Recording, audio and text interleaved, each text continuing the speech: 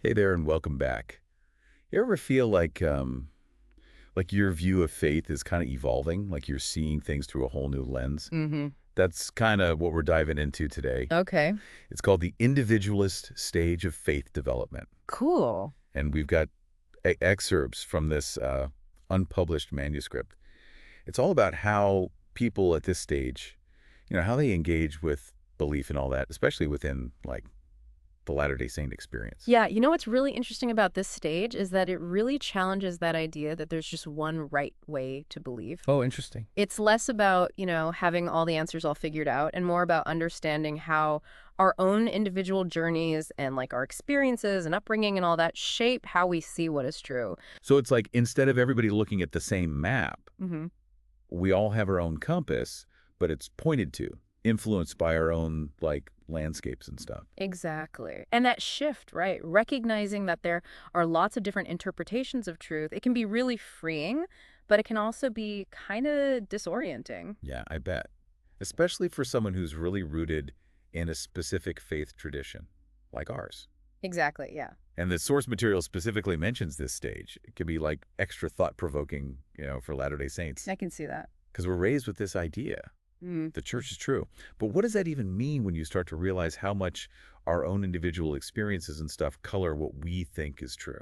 Hmm. And it's not even just about the church itself. Even familiar phrases we use all the time, like ongoing revelation, that might hit differently for somebody at this stage of their faith. Yeah, that makes They might sense. ask, well, if revelation is always being interpreted through our human understanding, with all our limitations and biases and stuff, how can it be like a constant? How does that even work? It reminds me of that example from the source about the Samoan word for shepherd. They translate it as navigator. Oh, It's interesting. the same basic concept, right? Yep. Guiding, protecting. But the cultural context just adds this whole other like layer to it. Totally. And that kind of gets at something that's really important about this individualist stage. Even though they're asking some challenging questions, it doesn't necessarily mean they're abandoning their faith. Right. They're just digging a little deeper, They're exploring all those nuances. The source actually calls them process-oriented. Okay. So, for example, instead of just focusing on like, I've got to go on a mission, they might think more about the impact of that experience on themselves and the people they meet. So it's more about the journey than just the destination. Exact. They're not just checking boxes. They're thinking about the why of it all. Yeah, exactly. They're thinking about the significance of it. And all this awareness of different perspectives, it can lead to some really incredible strengths. The text talks about how individualists are often like those really innovative thinkers. They're not afraid to ask, well, why do we do things this way? Right. Not to be difficult, but because they genuinely want to find better, more inclusive ways of doing things. It's like they're the ones who push for progress instead of just accepting the way things have always been, which I think is awesome. Absolutely. But the source also mentions like this potential pitfall. They call if exclusive inclusion, which sounds kind of like a contradiction. Yeah, it's kind of a funny term, but it makes sense when you think about it. It's you know, this desire to create a space where everybody feels welcome and heard.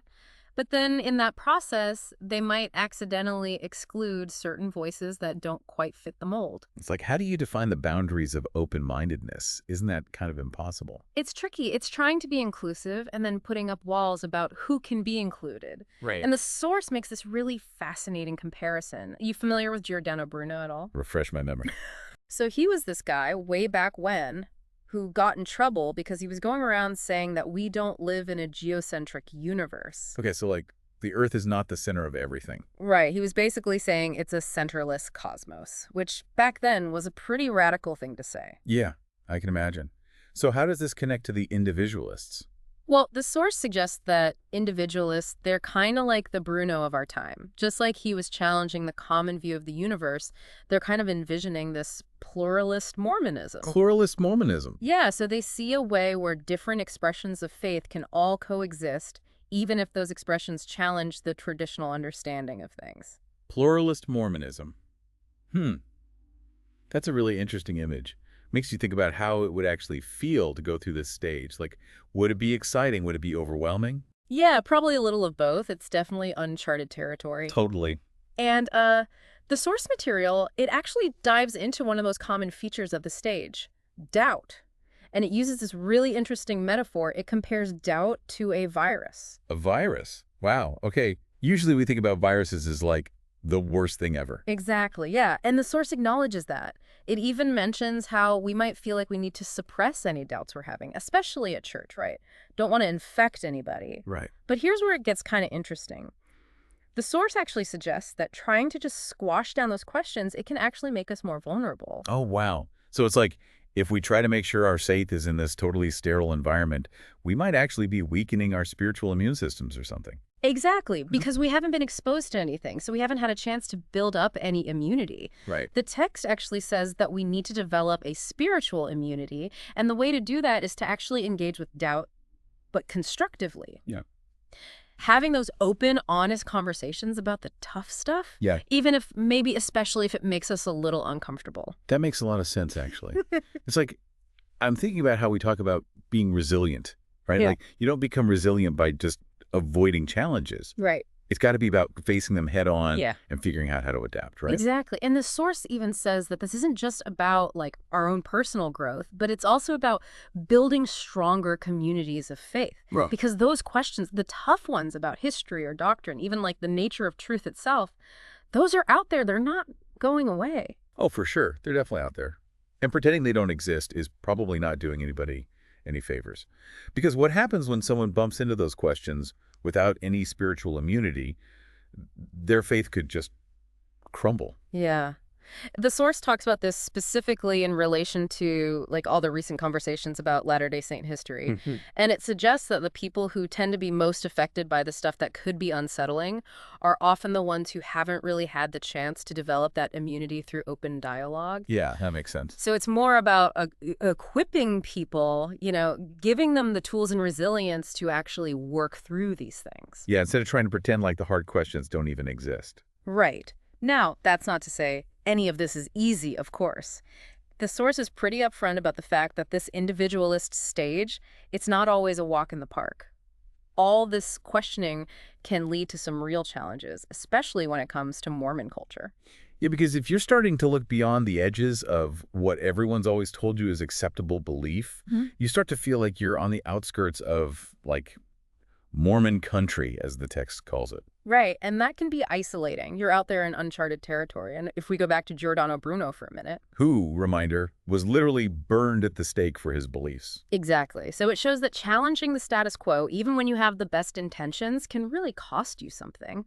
But it's often what sparked progress. And that's where this whole idea of pluralist Mormonism comes in. Because it says that maybe there isn't just one right way to be Latter-day Saint. Just like Bruno showed us, there wasn't just one right way to see the universe. Exactly. The source suggests that embracing that kind of pluralism, as challenging as it might seem, could actually lead to a richer, more inclusive faith experience for everybody.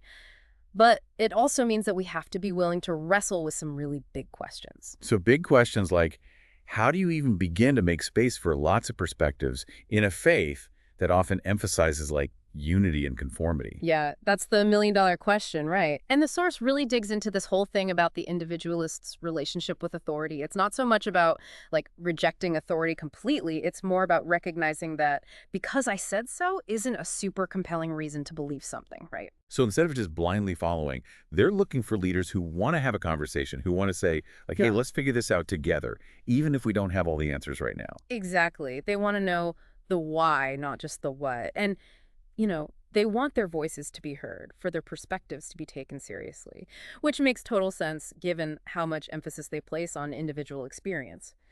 But, like the source mentions, that can cause some friction, especially with really traditional power structures, like in religious institutions. Because suggesting that maybe there's a different way of doing things when everyone else is used to doing things a certain way, it can feel, I don't know, disruptive, even if you have good intentions.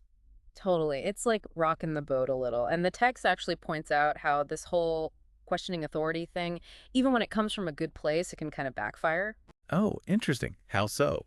Well, it goes back to that idea of exclusive inclusion, trying so hard to be inclusive that you end up excluding people without even realizing it. I see what you mean. Like, the text gives that example of the facilitator who wanted to put together this whole conference on faith and community, Right.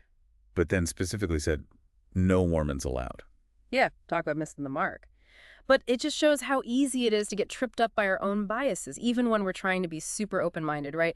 The stage isn't about, like, achieving perfect inclusivity. It's about always trying to learn and listen and being open to having your own perspective challenged. It's about recognizing that even though our individual perspectives matter, we're all part of something much bigger than just ourselves. Right. Exactly. Finding that balance between honoring the individual, but also nurturing a sense of community, that's what makes this individualist stage so important. It's not about throwing tradition out the window or saying, like, forget authority. It's about engaging with all of that thoughtfully, compassionately, and asking ourselves, how can we make these structures we have more just, more inclusive, so they actually reflect how beautifully complex human experience really is. That's such a good point. It's like that Walt Whitman quote, "I am large, I contain multitudes." Oh, I love that. Maybe that's really what this individualist stage is all about. It's about recognizing those multitudes within ourselves, but also within our communities. And it speaks to how transformative this stage can be, right? It's not always easy, all this questioning and doubting, but it can take us to this deeper understanding of who we are and what we believe. It's like that saying, growth requires getting uncomfortable. Yeah. Whether it's spiritual growth or intellectual growth or whatever, Yeah. you've got to ask those hard questions. Mm. Sit with the uncertainty, because sometimes that's where the most important truths are hiding. So well said. If there's one thing I hope people listening take away from this whole conversation, it's that faith, it's a journey. It's not a destination. There are going to be detours and roadblocks, Yeah.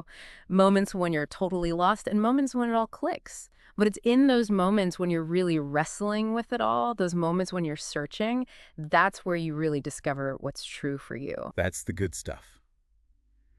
Okay, we've covered a ton of ground today, from that unique perspective of the individualist to why it's so important to engage with doubt in a healthy way, to all the complicated stuff about authority and community and how that all fits together. And honestly, we've only just scratched the surface. If this really resonated with you, and I'm guessing it did, I'd encourage you to take a look at the source material. We'll link it in the show notes. Yes, definitely check it out. Until next time, keep exploring, keep asking those tough questions, keep diving deep. And remember, you don't have to do it alone. There's a whole community of people out there who are on this journey with you, ready to talk and support each other along the way. Love that.